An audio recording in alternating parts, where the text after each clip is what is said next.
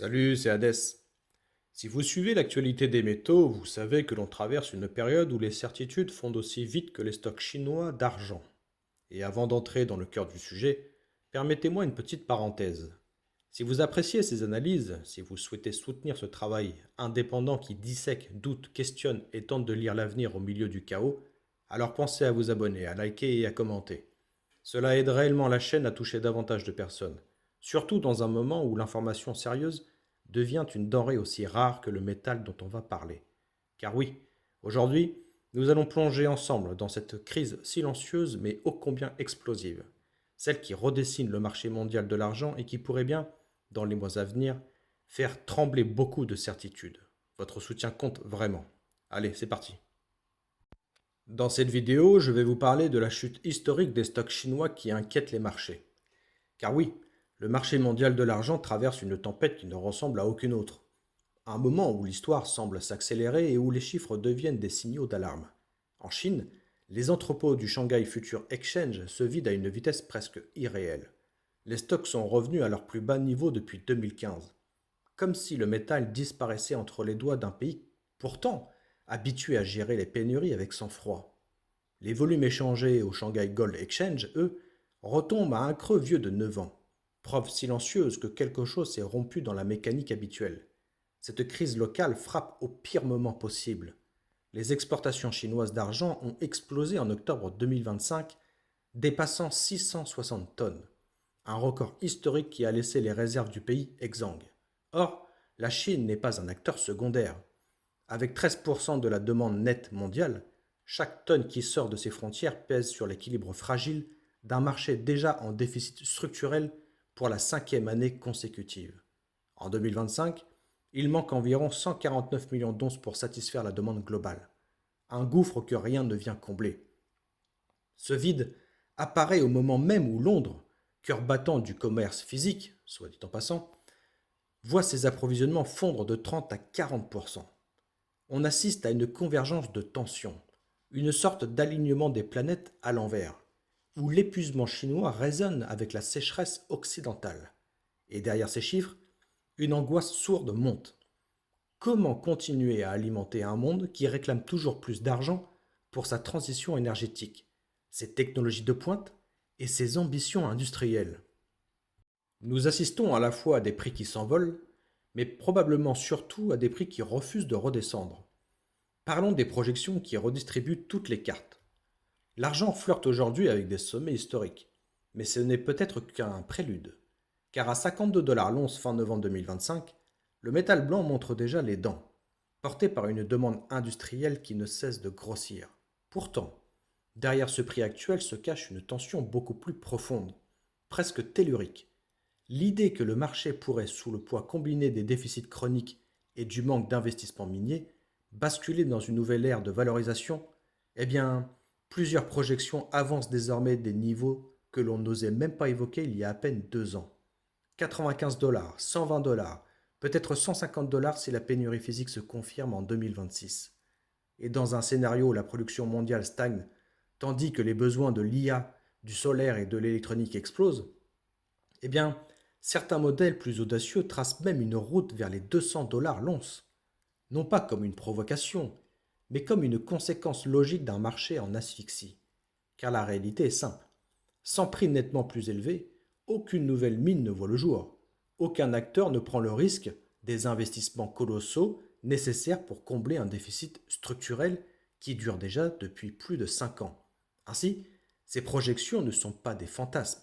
Ce sont des balises, des repères possibles dans un futur où la disponibilité physique deviendra le juge absolu. Et dans ce contexte brûlant, les traders et leurs positions courtes tremblent.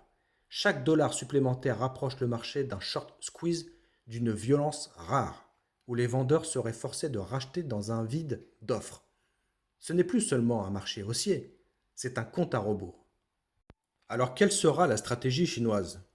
Les leçons du passé appliquées au présent. Face à ce paysage alarmant, la Chine n'est pas restée immobile.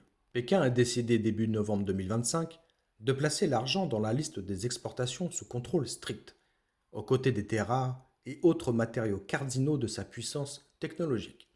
Ce geste n'a rien d'un réflexe improvisé. C'est une manœuvre calculée, héritière d'une longue tradition d'ingénierie géopolitique des ressources.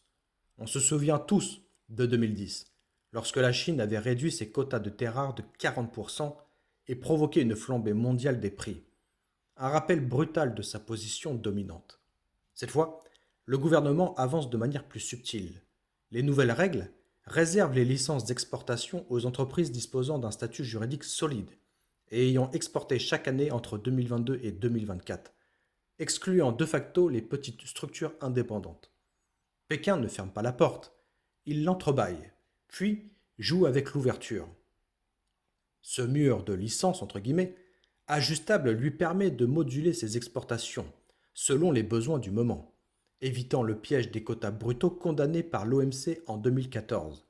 L'objectif n'est pas d'assécher durablement le marché mondial, mais de façonner les flux, d'absorber la valeur ajoutée industrielle en Chine et de rappeler au monde, avec un sourire discret, qui détient la clé des technologies du futur.